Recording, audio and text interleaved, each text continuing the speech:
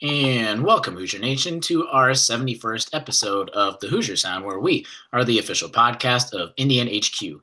Our mission and goal is simple. We want to bring in-depth analysis and coverage for Indiana University sports to as many fans as possible across a multitude of modern platforms. We are recording this edition of the Hoosier Sound on January 15th, 2019, where I am your host, Noah Freeman, and here with me tonight is one of my usual co-hosts, Nathan Christian. How are you Hey, doing everyone. tonight?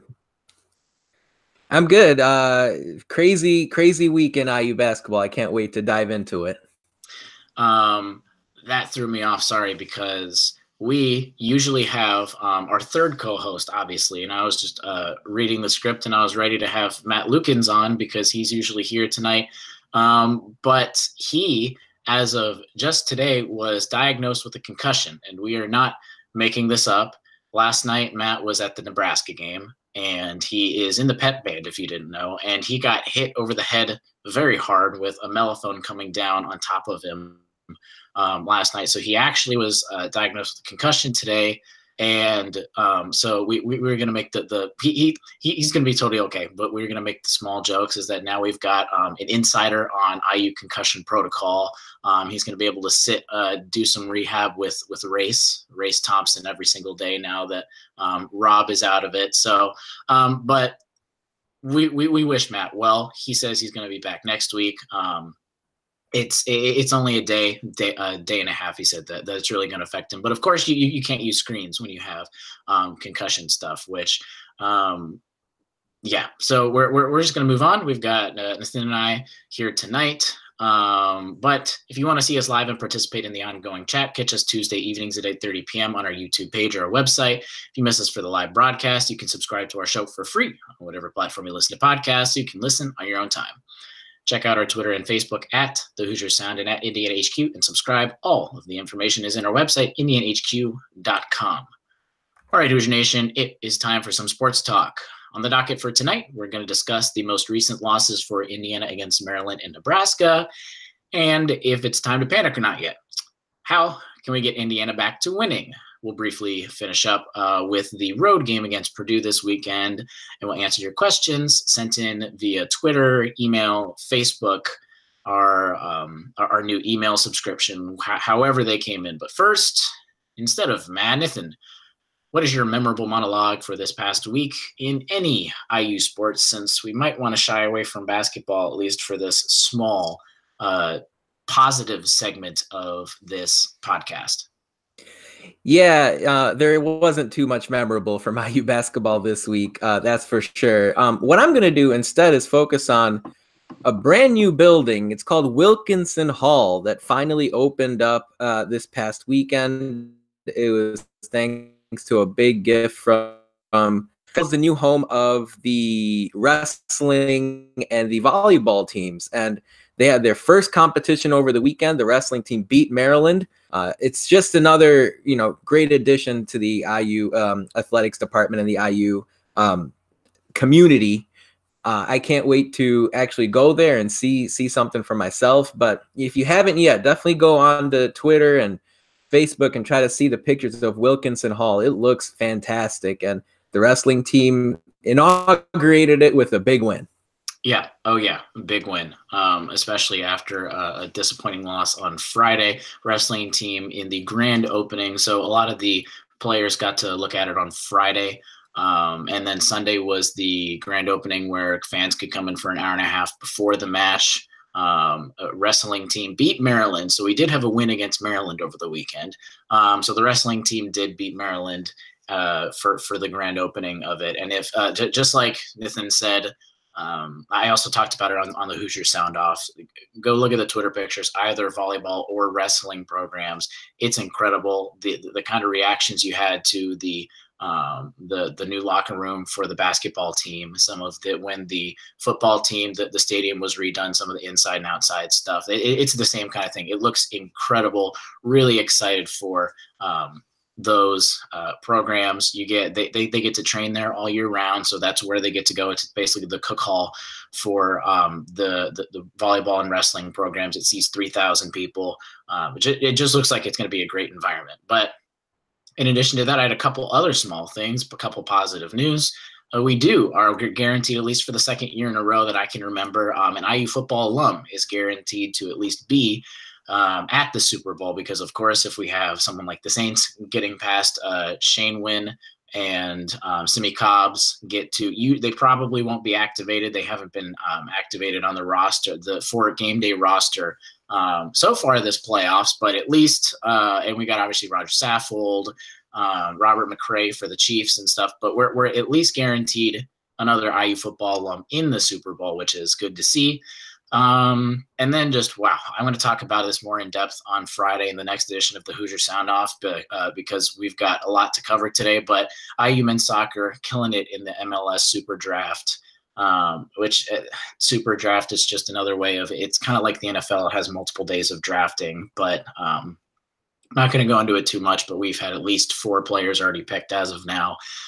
So just congratulations to the men's soccer team officially going into the MLS. Of course, we had Gutman going overseas and everything, but this literally just for the MLS. So congratulations to them. Of course, it might you might think, oh dang, next year's not going to be great, or at least as great for the team, but that's what you want. You want these players to be able to go through the program and then go on to the next level, especially someone like Trey Muse, who could still has eligibility left, but if he can go play professionally, which I think is the Seattle I think it's Seattle that he's with. Anyway, if he can go play professionally, get some money, that's awesome. Good for them. But let's dive into the for better or worse, the sky is falling past couple of games for IU, because, of course, it started with a Michigan loss, which is nothing to look past, but nothing to be ashamed about either, because it's still Michigan. They're probably going to be the #1 team next week after Duke lost last night to Syracuse, which, by the way, next week, IU will probably be unranked and probably face potential #1 Michigan in Assembly Hall. So regardless of how you feel now, we still have a #1 team coming into Assembly Hall potentially next week, which is going to make for hopefully a great environment. But lost to Michigan. Then it didn't help that the Hoosiers went on the road to lose to Maryland, and people were still like, yeah, and it wasn't that bad of a loss. Maryland's a good team. There's a reason they jumped to 19th in the AP poll this week, especially at a home crowd, and I was there. The home crowd ended up showing up, and I can talk a little bit about my experience there too at College Park, but of course it just bookended it with the, let's say, embarrassing loss. I think is a proper way to say it last night, where the Hoosiers suffered the embarrassing loss to Nebraska at home, losing by 15 points, 66-51. So it just kind of, and as everyone should, everyone's just kind of very down about the team right now. But we're going to talk about both games, talk about how we can try and get Indiana back to winning. And yes, we did make the political joke. We're not trying to be political on this show, but we thought it'd be a great title for Make Indiana Win Again. But let's start with Maryland on Friday. So let's just do, I think we're going to talk a little more about last night for the majority of the show, but just thoughts on Maryland and the performance last Friday. Yeah, first of all, sort of big picture, right? After listening to, Adele and Evanescence or whatever to just drown my sorrows away after last night, I zoomed out a little bit. I think IU fans, all of you slept on it after last night. To me, personally, I mean, all of you can do what you want to do. But personally, I'm just not going to draw any drastic conclusions yet. There's a lot of basketball left to play. There are a lot of good things that IU basketball has done. There definitely have been some bad things that have gone the last couple of games or so. But all in all, I'm not going to make any drastic conclusions. But we're definitely going to talk about what went well and what did not go well over the course of this thing. But as far as Maryland goes, it's funny, it was just Friday. And the game started off so well. It started off just perfectly. It was almost like Fantasyland. Like, we finally got the good start that we were looking for. And, Devontae Green was playing well, and it looked like Romeo Langford was getting into the rhythm of things. And then it just all kind of went to the crapper after halftime, and I'm not quite sure why or how. I mean, I'm sure Archie Miller and his coaching staff are trying to figure all that out over the next few days. But it was, at the end of the day, it was a 3-point loss to an improving Maryland team. I think you'll see Maryland in the top 25. They're already number 19 in the country. I think they're going to improve only on top of that, especially if they go to Ohio State and win on Friday night. So this is a 3-point loss at Maryland. In fact, to use that as a reference point, just yesterday, Wisconsin, a team that's been in the top 25 most of the year, lost by 4 to Maryland and looked even worse in the first half than IU did in the second half. So all in all, it was a frustrating loss, that's for sure. And the one thing that I think caught my attention and everyone else's attention is the struggles IU had rebounding the basketball. And it wasn't just in terms of, it was everything. It was securing the basketball. It was getting in position to get the rebound. It was the number of guys who crashed the boards to end a possession. I felt like Maryland was getting a second chance point every time down the court in the second half. So, there are a lot of things to work on. It seems like the main one from that Maryland game was, how does IU find a way to rebound the basketball better with, a bunch of Big Ten games coming up? Yeah. And I just want to echo a lot of, and of course it's not going to help now, especially after last night's game, but they're a good team. And they've always had potential to be a good team the last number of years, ever since they've gotten into the Big Ten, the last 4 to 5 years. But there's always something with them that just doesn't necessarily click halfway through the season. So if you're upset now, IU fans, man, if I imagine Maryland fans the past couple of seasons, but nevertheless, they're starting to have things click for them this year, and and it's all about a lot of it's about chemistry. And I think you could argue this is not as talented of a team as or at least talented specific players that they've had in recent past. But man, you wouldn't have noticed that because they've got so many good players, and especially so many players that were able to just kill IU in multiple ways, especially with just Bruno Fernando and Anthony Cowan Jr. Basically, the only two guys that really took it to IU last Friday. But Maryland has only lost 3 times. They only lost to They lost to Purdue on the road, and Purdue's, again, not a bad team, not as good, of course, as last year, but not a bad team. They lost to Seton Hall, and the other team. Who's the other team that they lost to? I'm trying to remember.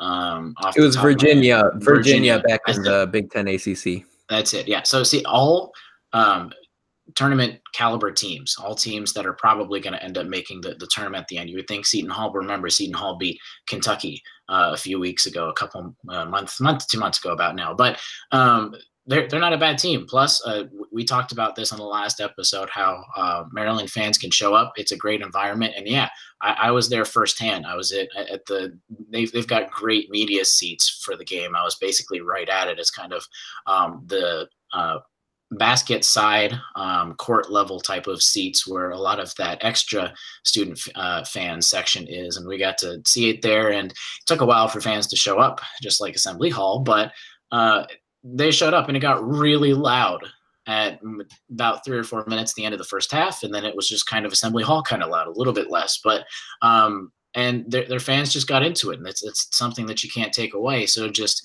long story now short, Maryland's not a bad team, not a bad loss. I just don't think it helped with the loss last night, which is something we're going to get into. But at least for my specific things, great job on Romeo, of course. Nothing much more needs to be said for that. But I also mentioned it before, Bruno Fernando, Anthony Cowan Jr. was really just the 2 guys that were able to just basically just butcher Indiana when Maryland was trying to come back and did coming back.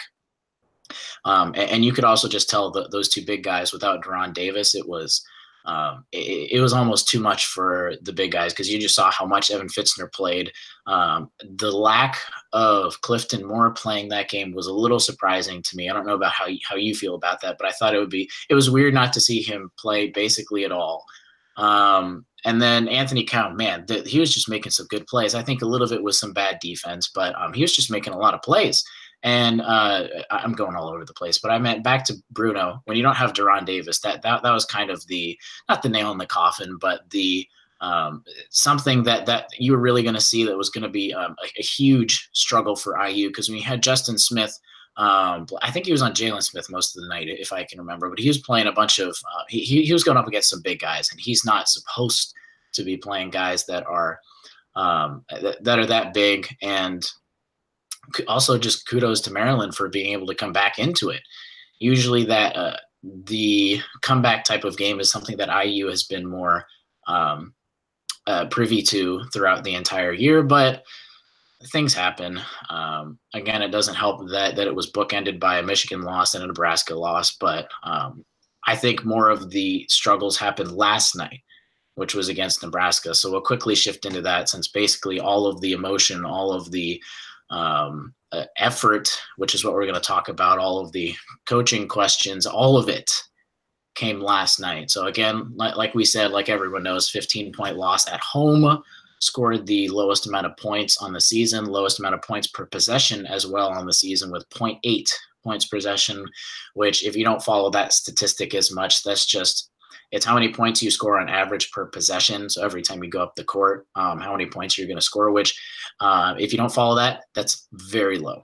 That's very, very low. Usually you want to get 1.1, 1.2 at least on an average night to have any sort of shot. But let's start with the macro look over your impression from last night. I guess you could even just how you started the game, went into the game, after the game, and then after a day after, because it's also nice that we have this podcast 24 hours just to sit back, digest what happened, see what we need to go for. But what was your just overall reaction for Nebraska? Yeah, so look, again, no drastic conclusions as far as overall season goes. But the thing that shocked me most yesterday was, after 2 losses, how lifeless IU looked out of the gate. I think that was something game to be close. In fact, if you go back and listen to the Hoosier Sound podcast from last week, and you guys can access that on YouTube or any other podcast platform, but something we talked about is how this game was going to be close. Nebraska is a really good basketball team. They're probably a tournament team. They're probably going to be ranked. I think they'll be ranked even if they lose to Michigan State in the game they have coming up on Thursday. But especially if they win, you'll see them, I think, somewhere in, I mean, if not the 20, around 20, maybe even the low teens. But to me, while I expected the game to be close, I was not expecting IU to look so, again, lifeless, without energy. And you saw that translate to the scoreboard. It was a 9-0 deficit to start. I think it went to something like 25-7. And against good teams, and in the Big Ten, every team is a good team. I understand Illinois and Rutgers are sort of bringing up the back of the pack, but even they're hovering around what is it, around the 110 mark in KenPom. So, for a team to be around, for your worst teams in the conference to be around the 110th spot in the KenPom ratings, that's better than a team like Boston College, for example, from the ACC. So personally, I was just shocked that IU came out of the gate so slowly. In previous games, they've had some bad starts, but it hasn't really been due to a lack of energy. It's maybe been thanks to great defense by the opponent. Maybe it's been due to, just missing shots. Maybe it's maybe some sloppy ball handling. We saw that against Penn State. I remember that vividly, and against Duke as well. But for the energy to be so low, and Archie Miller and Juwan Morgan talked about it after the game, that's something that was really surprising and something that needs to be corrected by Saturday. Yeah, quickly with the KenPom part, actually, if you take out Duke and Michigan, which of course are 2 of the best teams in college right now, even after Duke's loss last night, Nebraska was the highest rated KenPom team that we've played. Going into the game last night, when we're recording this on Tuesday evening, last night they were ranked 11th in KenPom. So, of course, these are computer stats, but KenPom sees statistical data to back up some of their play. And so again, this is another really good team in Nebraska, and I'm none of this podcast is excusing some of the effort, which I think I want to get into that in a second, but none of this podcast is excusing the effort and the result the last 3 games.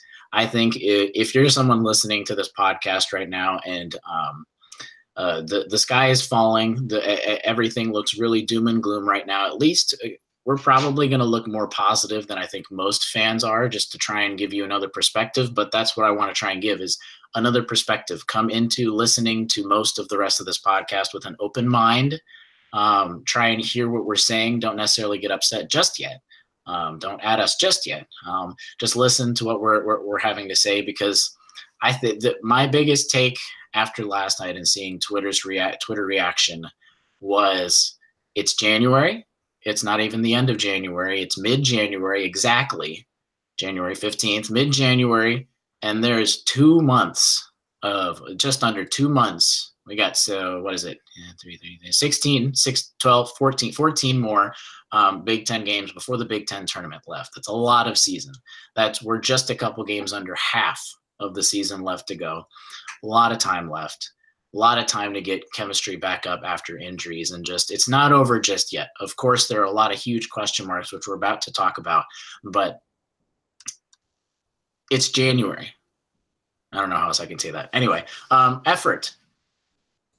You mentioned effort, and I think that's the biggest thing people are going to look at, because regardless of talent, usually if you come into a game, you kind of think roughly the Duke game, because you could talk about some effort things there, but Duke is obviously way more talented than this IU roster. You can get over those kinds of losses easier when you just get out talented. It's much more frustrating, and that's where most fans, I think, get frustrated from last night, is when you have a lack of effort and a lack of want to be on the court. And I have a couple points for those. Now, we can't assume. It's also it's not good to assume, and it's not nice for the players, is an easy way of putting it. It's not nice to the players to assume that they don't want to be on the court. I don't think that's fair to them. I think these kids are just about our age anyway. These college kids are preparing. They're working their butt off every week in practice.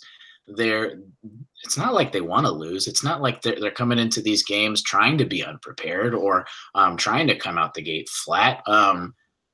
That's just something to take a step back, and we're going to talk about coaching, because this is now starting to come up in a lot of, I think, negative ways. We're going to talk about coaching and how do we stop this lack of effort. And there are 2 camps in this, and I've heard this a lot over the last few years, a lot recently. There are 2 camps. Do the players need to find the energy to come to games and get up for games, basically? Or is it the coach's job to do that, to get these players ready for the game? And those 2 sides, it's a very debatable topic. I haven't really seen anyone in the middle. It's a lot of one side or the other. And there are tremendous arguments for both sides. I could see it's the coach's job to do it, but then because he's in charge of the team, he's in charge of everything that's going on. He knows these players, he knows what buttons to push and try and get them. But then you see, it's not his job to do that. The players should be able to come ready to come out the gate. It's also their job to play on the court, because the coaches can only do so much. At some point, the players still have to put out on the specific court, no matter what Archie does, flailing his arms or shouting at the guys on the sideline. The players still have to play. So there's both categories. So at least from an effort side, what are you seeing besides those 2? And again, I don't think there's a right or a wrong answer, but what are you seeing between at least those 2 camps? Yeah, it's funny. I'll take a side there if you don't mind. To me, it's the players, and I don't know if I mean, there'll be a bunch of people who disagree, but to me, it's a matter of, look, Archie Miller or Ed Schilling, they can't go on the court and run for the players. I think personally, that aspect of it is kind of people who are on the court. Here's what I think the coach can do. If you don't see a player or a couple of players or a group of 3 players who are playing hard and playing spirited basketball, especially the gate, like the start of that game yesterday, where I would maybe say something about the coach is, how about a substitution? How about a handful of substitutions to maybe take those guys that you think are playing lethargically off the court? And you mentioned something from the Maryland game that I'm going to echo here. I don't understand why Clifton Moore isn't getting more run. Now, don't get me wrong. I'm not saying Clifton Moore is better than Justin Smith or Juwan Morgan or anything like that. But personally, every time I've watched Clifton Moore get significant minutes, whether it was the Penn State game from earlier in the year, I know he played a number of minutes against Michigan, and then yesterday against Nebraska, I feel like he comes out with energy. He comes out with physicality, and sometimes it doesn't always go well for him. He's a freshman. But personally, that's where I kind of draw the line.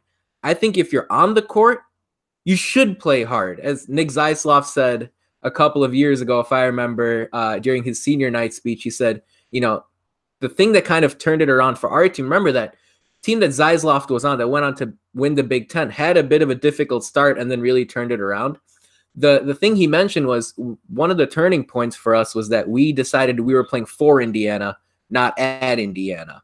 And I think maybe that's a sentiment that needs to be shared in the locker room a little bit more. I think Archie Miller needs to find the guys that are willing to play hard, because in my personal opinion, I think there's a decent amount of talent 1 through 10 on this team. And we haven't seen all of it yet. And maybe I'll be proven completely wrong if Archie Miller does decide to mix things up a little bit.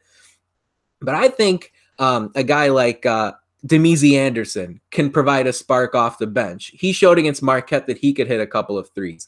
I think a guy like Clifton Moore, as I've mentioned, can be an impact player. Now, injuries have played a role, and hopefully when Robert Finney comes back to sort of full speed, and hopefully Deron Davis will improve as well from a health standpoint, maybe that'll push a guy like Devontae Green to the bench where he can be more effective. So to me, that's where I kind of draw the line between players versus coaches. Yeah, I agree. And I think also there are a couple things that I saw on Twitter that I think were just bad comments. And as a podcaster or as a writer, it's not good to call your audience out, but at some point you kind of do, because I saw a few comments about just how Archie Miller isn't right for this job.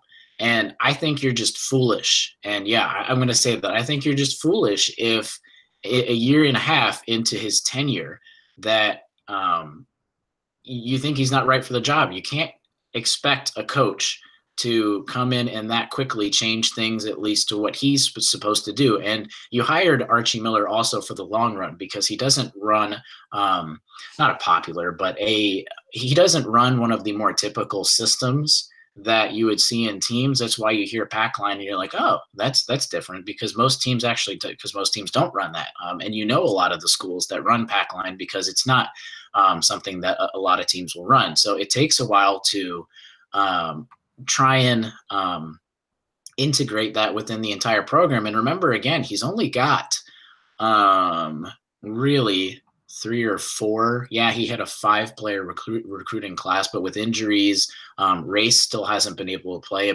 He's still only got very few players that are his own players that have been able to try and live up to his specific expectation. I'm going to let you jump in a second. And you can't expect after a year and a half for him to have all of the answers just yet. It's why everyone's kind of laughing at the Arizona Cardinals right now, because they fired their head coach after 1 year. Like, what are you supposed to expect? It's also how the Browns kind of saw that too, because they've been so bad recently that they've given the coaches a little more leniency with, because if you were the Browns and you fired a coach after 1 year, you'd be having a coach every single year. So there are things that Archie Miller is trying to turn around, and it can't happen in the blink of an eye. So I think that's the first comment I wanted to make. And I know, Nathan, you want to jump in here real quick about that.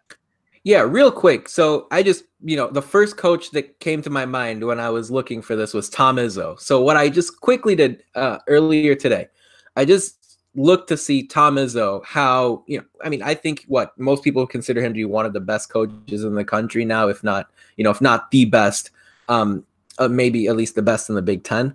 Tom Izzo, in his first 2 years at Michigan State, went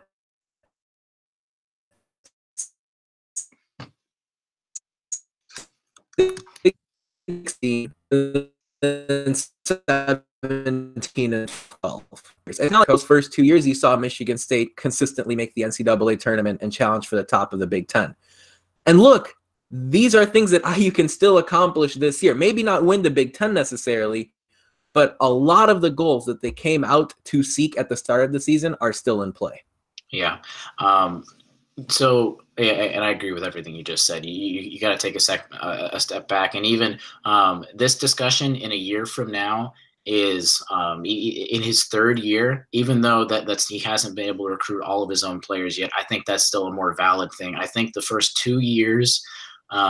Because definitely, I think everyone agrees the first year is more of a grace period. Second year, I think it's still almost more of a grace period because also Archie Miller came in, but just with the way recruiting works, yeah, he's been here for 2 seasons, but he's only been able to try and recruit his own players once.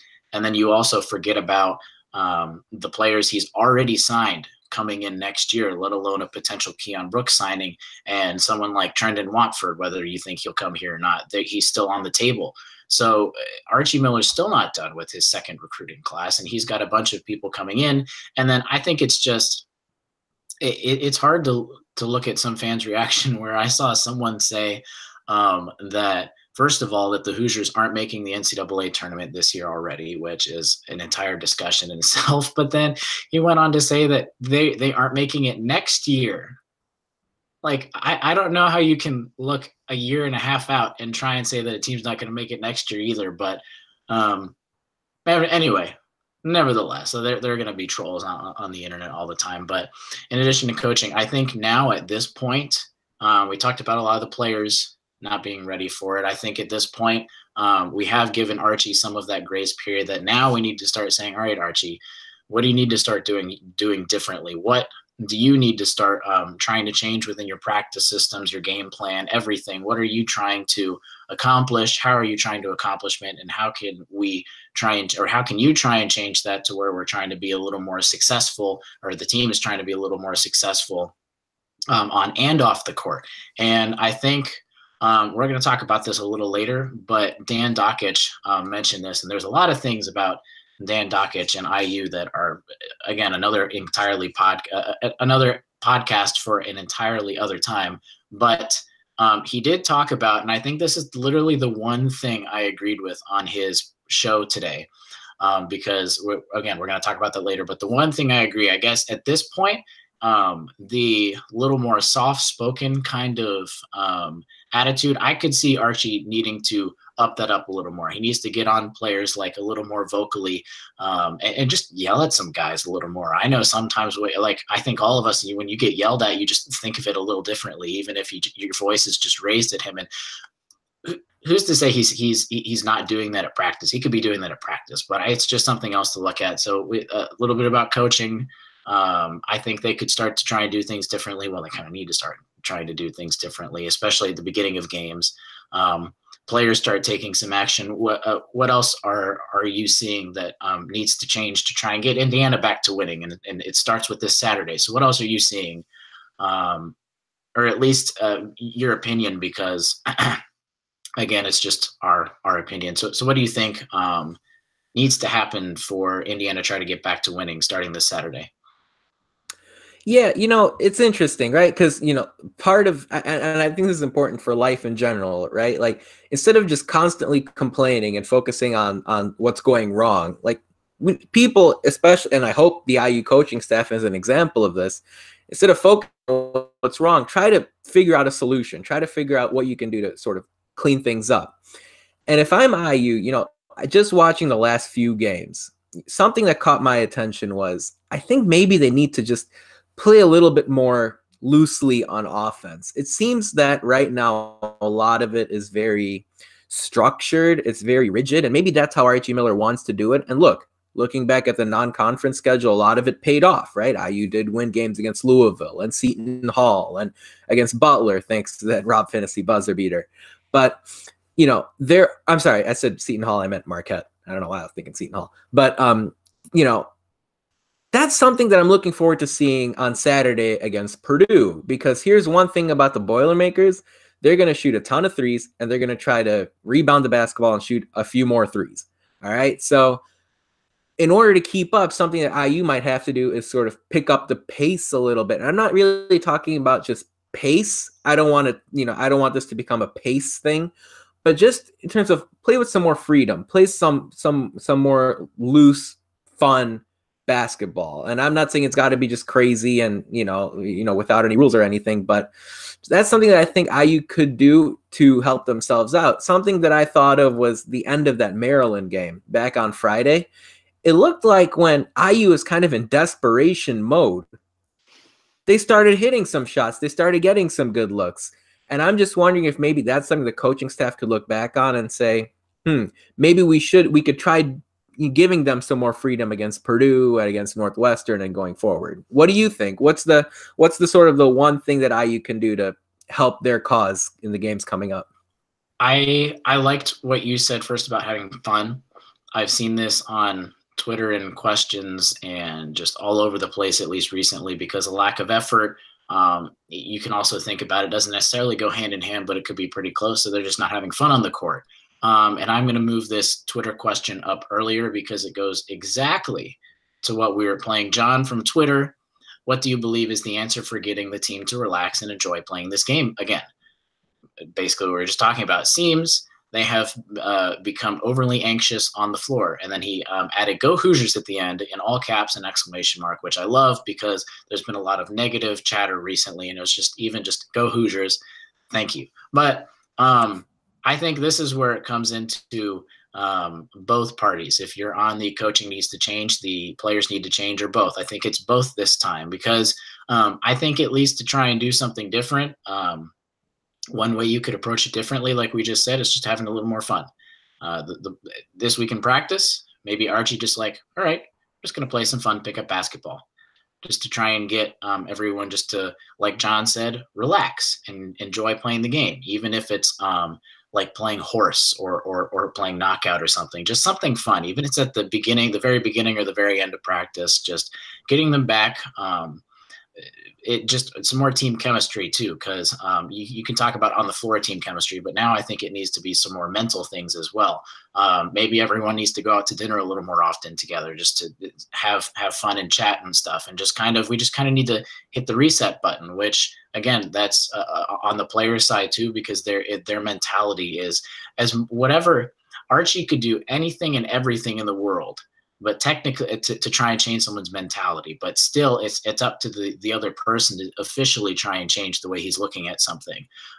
So I think Archie could approach it that way. And of course, I think he's going to be a great coach. I think he's already had ideas how to try and change things this way, but that would be something that I might try and look at differently. Not the only thing, but do you have anything else that you might try and change to, like what John asked, maybe just getting them to relax and enjoy the game a little more?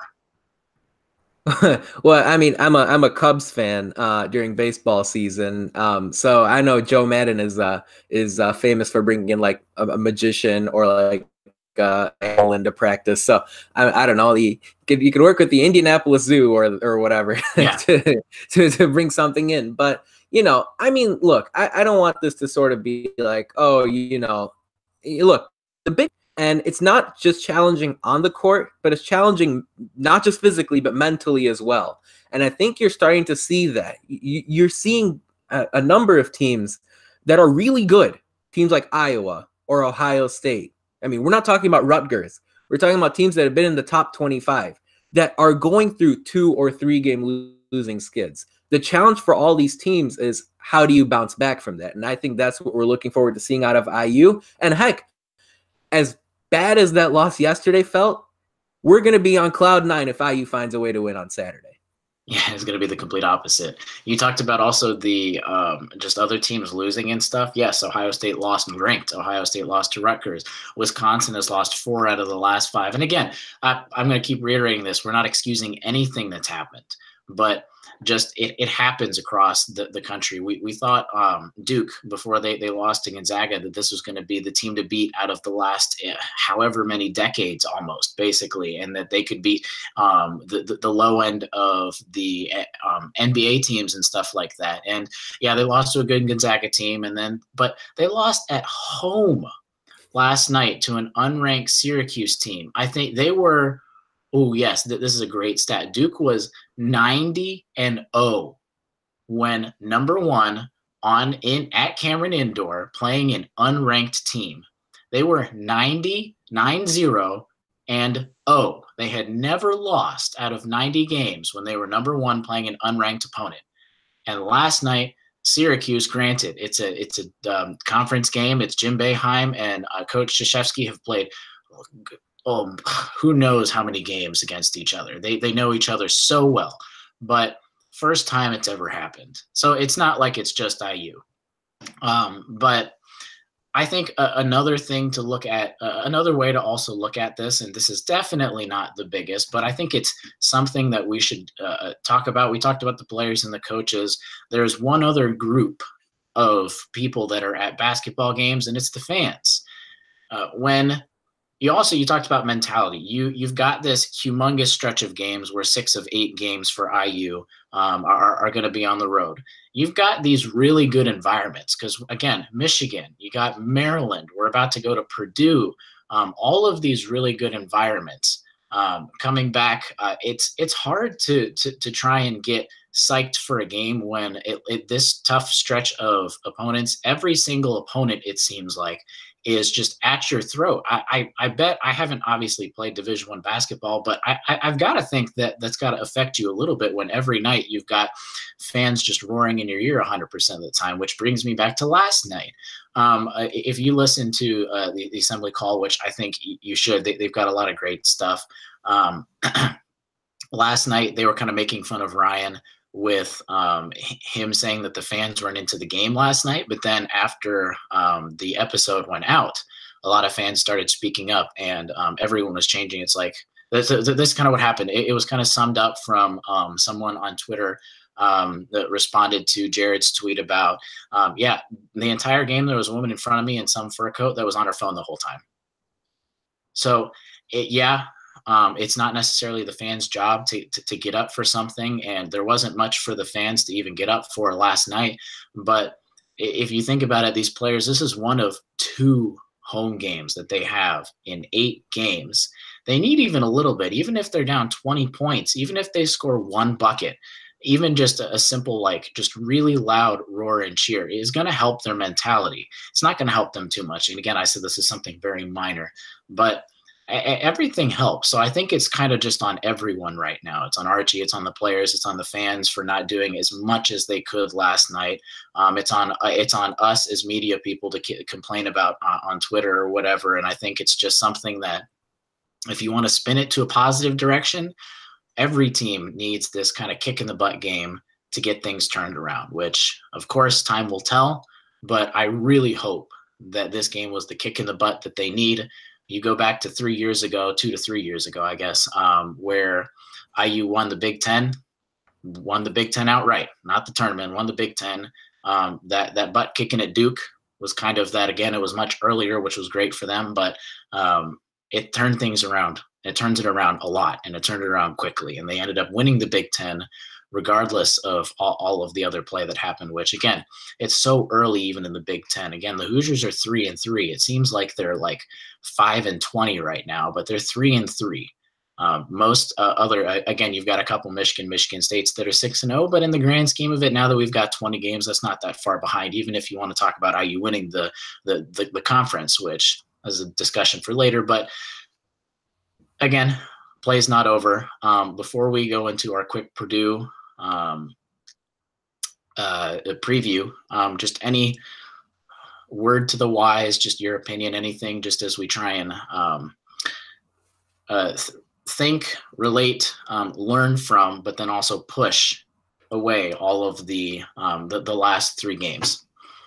I don't know. I mean, look, at the end of the day, these games happen. Like you said, Duke lost yesterday to Syracuse. Florida State, that's a top 15 team right now. they lost at Pittsburgh, and it really wasn't close in the second half. Almost after beating Duke. If it wasn't for that buzzer beater 3-pointer, they would have knocked down Duke a couple days earlier too. So yes, that was a good one. Yeah, and how about Louisville? I mean, that's a team IU beat in Assembly Hall. Last Saturday, they went into North Carolina and trampled all over the Tar Heels at Chapel Hill. So, again, this a blue isn't blood like program, a blue blood UNC program at home again. That's, UNC, that's, in the top 15 right now. And they beat NC State and they beat Gonzaga. I mean, that's, it happens. And this isn't like, oh, they're trying to bring this cotton candy, rainbows and sunshine outlook on IU basketball. The way I see it is this is being realistic. It's never as good as you think it is, and it's never usually as you think it is. And I think that's my main takeaway. Yeah, and I'm just going to add on to it. If sunshine and rainbows, IU was terrible last night.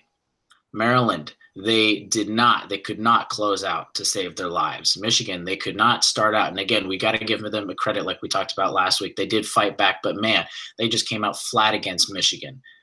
Back to last night, man, I don't think there was anything good to say about anyone, basically, because there's some good spots, but like it was just an awful game last night. I don't want to try and glance over that, but just try and, again, 24 hours after at least, take a step back, think about it differently, and get ready for the Purdue game this Friday. Look at that segue. Next up, on the road, again, got a 2-game stretch against on the road this time, West Lafayette, which, of course, hard environment. So speaking of hard environments and stuff, again, we also got to think about these students, their emotions, their mentality. They're still going through school. A lot of times we forget that. We think it's like professional basketball. They're practicing every day. They still got to go to class. But anyway, they face Purdue this Saturday at 2 p.m. on Fox. So we've got a national television game. Hopefully the outcome is a little different or a lot different than last night. So what are your quick, brief overview against Purdue? Because, of course, you could say the easy, Carson Edwards, and that's it. But anything just a little deeper before we go into our questions and get out of here? Carson Edwards is the guy. He's averaging 33 minutes a game, 25 points a game. He's averaging 20 field goal attempts per game. He's going to be the focal point. I have mentioned in previous podcasts, and I'm going to mention it again, IU's typically done well against the gunslinger kind of guard. We saw how they limited Marcus Howard of Marquette back in the non-conference slate. That's just the first thought that comes to my mind. But, I'm looking forward to seeing how IU does. It's a bit of a homecoming for Robert Finney. He's going to go back to the Lafayette area. I'm curious to see if maybe he plays sort of a full starter's workload of minutes in this game, because if he can, he's going to be very helpful defensively.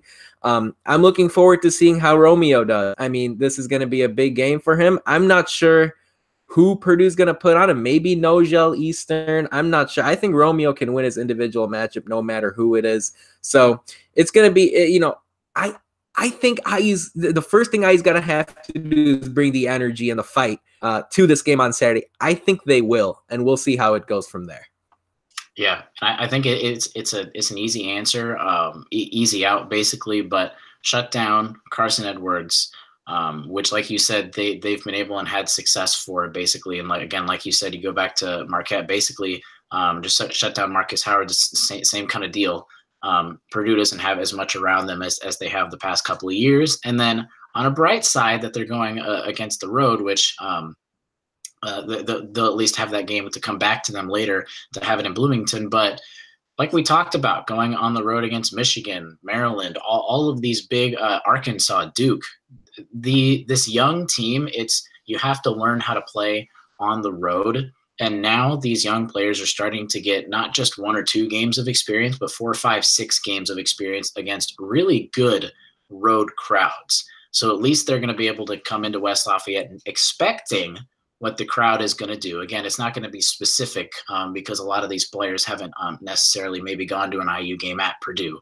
But come with some effort. I think everyone's going to really – and I wouldn't get upset just yet if IU comes out flat-footed again at the beginning. I don't think it might be a lack of effort. That could just be the way IU starts out literally the entire season. So I don't think it's time to panic just yet until maybe it's the end of the first half and things aren't the same. But I think the best that you and I both can say, the best that anyone can say, is just hopefully time will tell. Hopefully things are going to be a little different, that we're going to be able to have a little more positives to talk about, because it's kind of hard to not have a win to talk about since Illinois. And before that, it was really 2 weeks since we had a game. So it's hard not to talk about some wins. But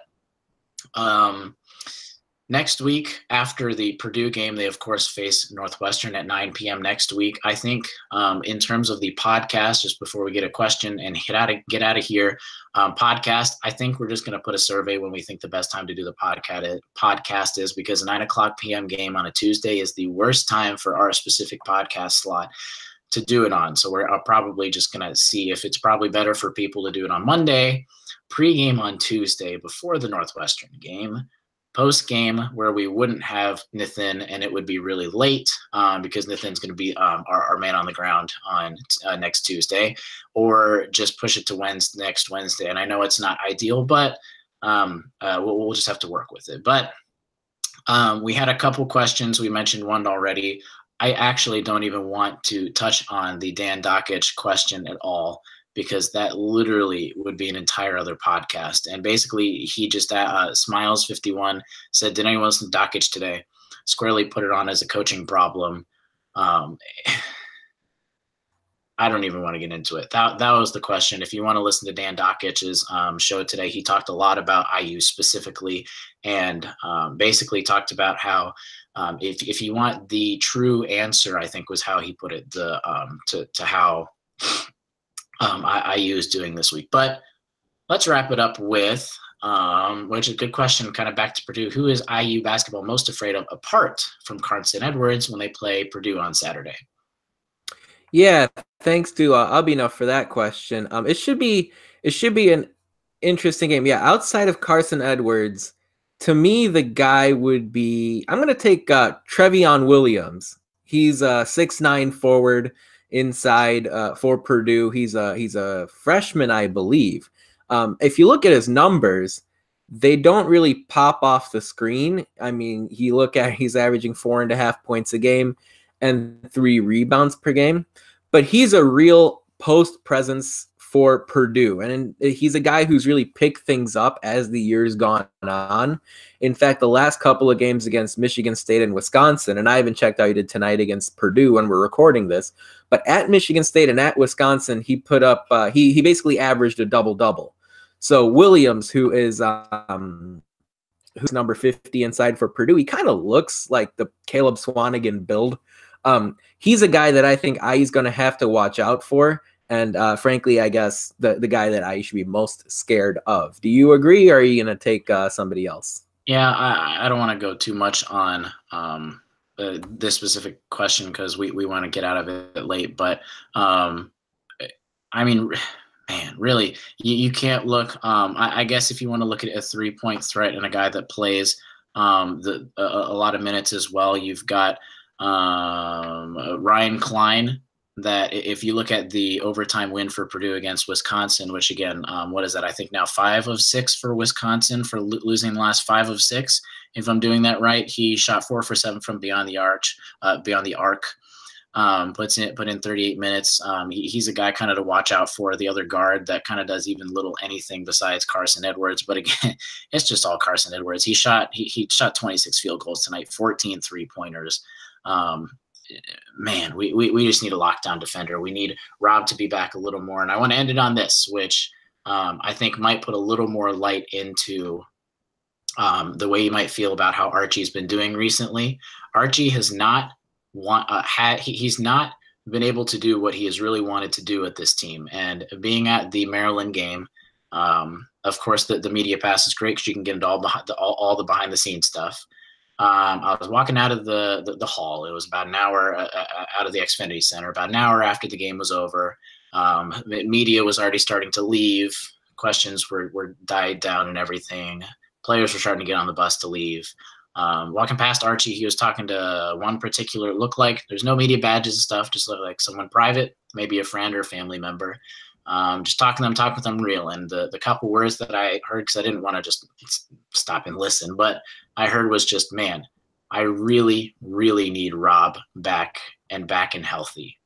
I think he's really putting a lot of Rob as the glue guy that basically is going to do piece every single thing together on offense, whether it's finding someone or defense, whether it's taking out some sort of guard and taking some pressure off of Allen, Devontae. He just really wants Rob back. We haven't had him for the majority of Big Ten play, basically, at this point.